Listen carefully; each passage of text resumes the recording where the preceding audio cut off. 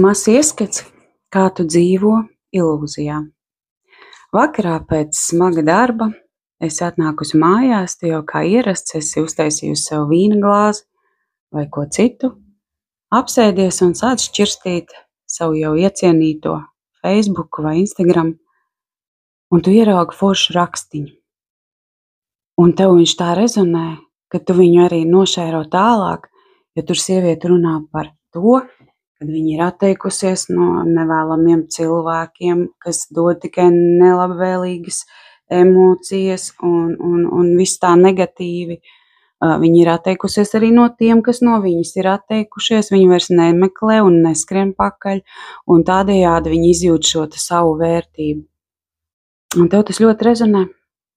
Un tu šēro, un tev liekas, jā, es daru tieši tāpat, un viss ir kārtībā. Un tādējādi rodas šī ilūzija, ka tu visu dari pareizi. Bet noliekot telefonu, tu dari visas tās vecās lietas, kuras katru reizi ir nodevība pret sevi. Tu ej uz to pašu nevēlamo darbu, kur tu gadiem jau neieredzi. Tu vēlies iegūt izglītību, kuru tu nemaz nevēlies. Ja?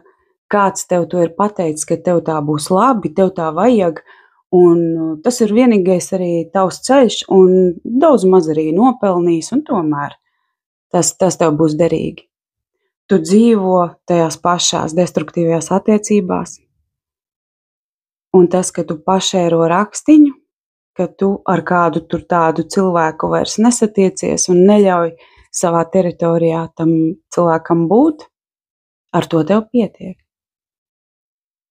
Ja tu vēlies kāpt ārā no šīs ilūzijas, tad tev būs jāsaprot, ka visam ir jānotiek pēc kaut kādas konkrētas darbības.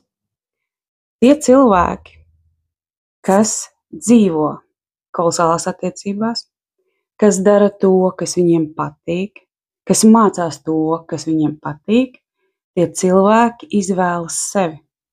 Viņi noliek sevi pirmajā vietā. Un tie cilvēki, kad tu redzi, cik viņi brīnišķīgi dzīvi dzīvo, savu izvēli ir izdarījuši, un tur ir notikusi darbība. Un tā nekādā gadījumā nebija darbība pašērot tekstiņu. Tā bija konkrēta izvēle dzīvē, kur cilvēks izvēlas sevi. Tātad noliek savus vēlmes, savus sapņus, mērķus pirmajā vietā. Ja tu vēlies tāpat un tev ir apnikusi šī ilūzija, nāc pie manis uz konsultāciju, un es parādīšu tev tavu šo klupšanas akmeni, kas neļauj tev virzīties tālāk un kas neļauj tev izvēlēties sevi.